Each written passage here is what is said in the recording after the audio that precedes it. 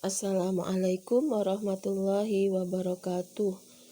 Bagaimana kabarnya anak-anak kelas 3 Hafsah? Semoga sehat selalu ya.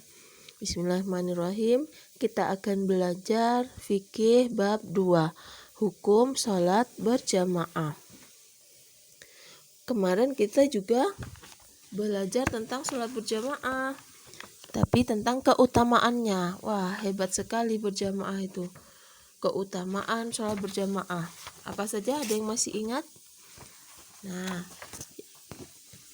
sholat berjamaah itu memiliki keutamaan pahalanya lebih besar 27 kali lipat dibandingkan dengan sholat sendirian. Demikian juga langkah kaki orang yang berjamaah, langkah kakinya akan dihitung sebagai amal kebaikan, dan langkah kaki satunya juga dihitung, yang kanan untuk amal kebaikan, yang kiri untuk penghapus dosa. Kemudian terbebas dari sifat munafik, terbebas juga dari belenggu setan, dan jelasnya akan dimasukkan kepada surga. Hukum sholat berjamaah, nah ternyata apa hukumnya? Hukumnya itu wajib bagi muslim laki-laki balik, berakal dan mampu. Ya, wajib ya nak ya. Jadi siapa itu muslim laki-laki balik, berakal dan mampu? Ya, semua laki-laki. Siapa saja laki-laki? Ya, kalau kamu punya kakak laki-laki atau ayah atau kakek, itu kan laki-laki. Nah, itu wajib ya ke masjid. Nah, bagaimana sekarang dengan pandemi? Beberapa masjid yang ditutup karena pandemi, ya cari yang dibuka. Cari yang dibuka, karena kemuliaan Islam itu ada pada masjidnya ya, Masya Allah. Kemudian bagaimana kalau sakit atau ya sakit gitu, nanti tertular atau menularkan dan sebagainya. Di situ ada keterangan yang mampu dalam arti itu yang tidak sakit, yang balik, yang berakal, seperti itu. Nah, ini juga ada cerita di gambar itu, juga ada orang sakit ke masjid, orang kakinya pincang itu ke masjid. Bahkan di kisahnya Nabi yang zaman dahulu, orang buta juga berangkat ke masjid. Melewati hutan pun, banyak hutan liar, banyak hewan-hewan liar, dia juga tetap berangkat ke masjid. Masya Allah ya. Jadi sholat berjamaah itu memang hukumnya wajib. Artinya wajib itu apa? Semua ibadah yang wajib pahalanya besar, dan jika meninggalkannya itu dosa.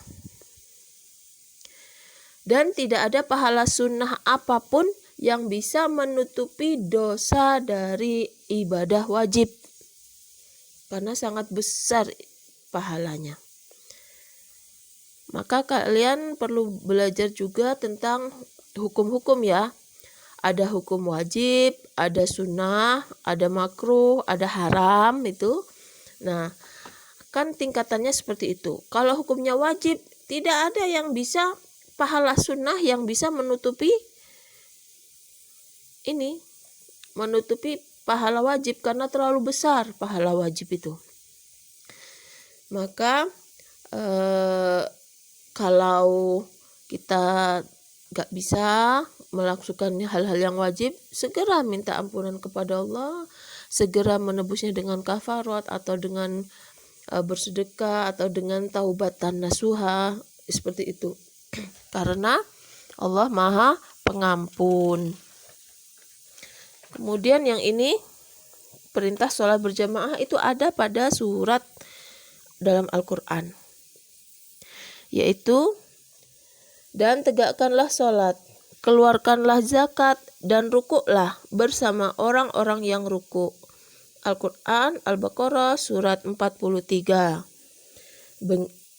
Begitu juga dengan hadis ini ada diriwayatkan dari Abu Hurairah, Nabi Muhammad SAW bersabda, seorang laki-laki buta datang pada Rasulullah dan berkata, wahai Rasulullah, tidak ada seorang pun petunjuk jalan yang menuntunku ke masjid.